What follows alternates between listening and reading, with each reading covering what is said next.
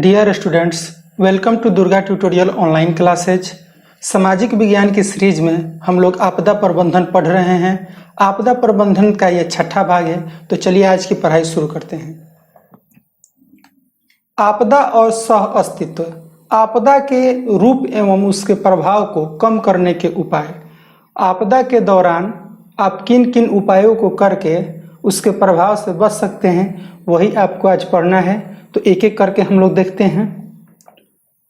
भूकंप की स्थिति में आप कौन कौन सा उपाय कीजिएगा?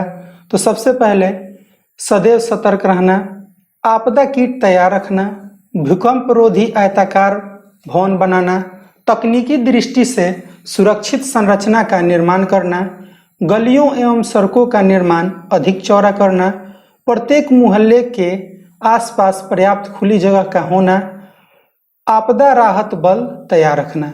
इन सब उपायों को करके आप भूकंप के दौरान उसके प्रभाव से बच सकते हैं। हमेशा सतर्क रहिए, आपदा किट को तैयार रखिए। आपदा किट के बारे में मैं आपको पहले भी बता चुका हूं।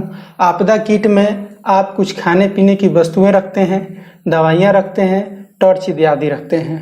भूकंप रोधी आयताकार भवन बनाना, जिसमें भूकंप रोधी मकान को बनाइए, मजबूत मकान बनवाइए सरिया देके, जिससे कि भूकंप के समय वो गिर ना पाए।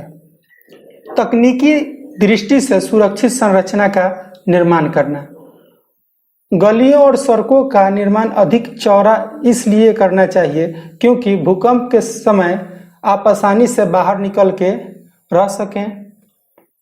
प्रत्येक मोहल्ले के आसपास पर्याप्त कुछ खुली जगह का होना।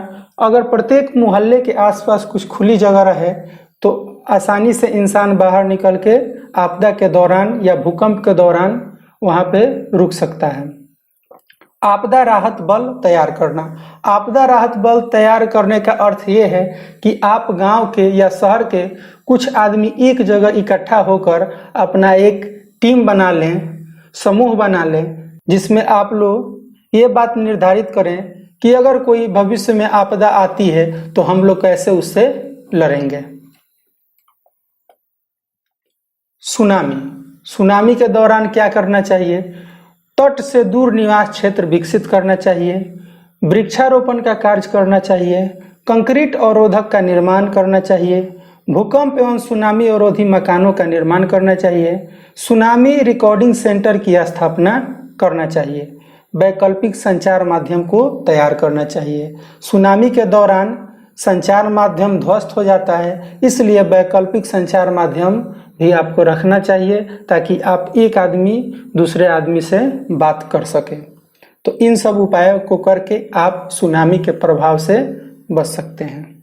अगला देखते हैं, बाढ़ के दौरान क्या क्या उपाय करना चाहिए?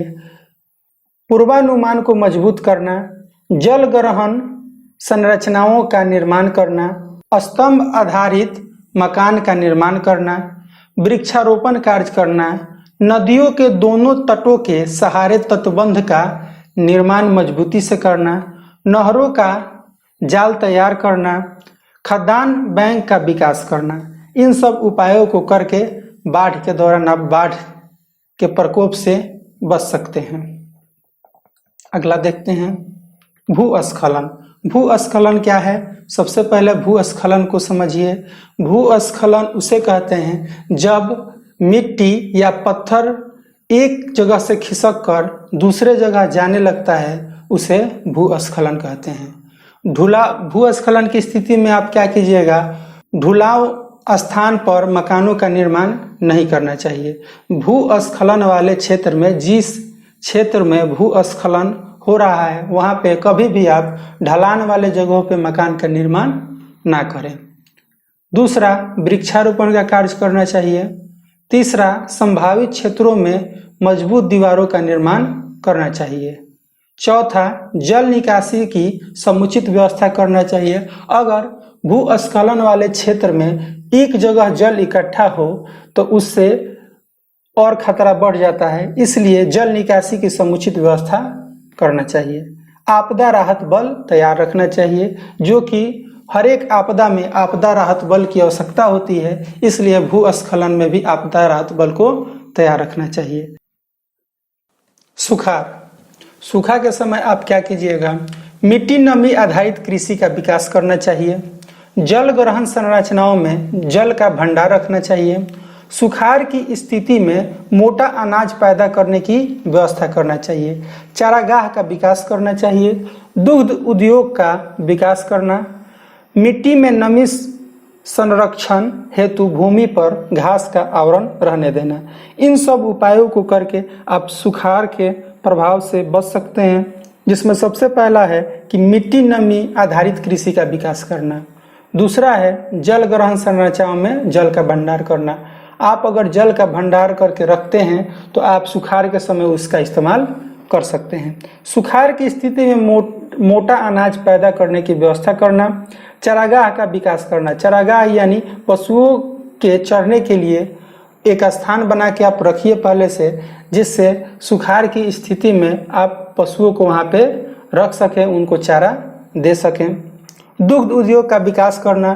दूध पे आधारित उद्योग का विकास कीजिए, जिससे कि सुखाड़ के समय आसानी से लाभ उससे ले सकें। मिट्टी में नमी संरक्षण हेतु भूमि पर घास का आवरण रहने देना।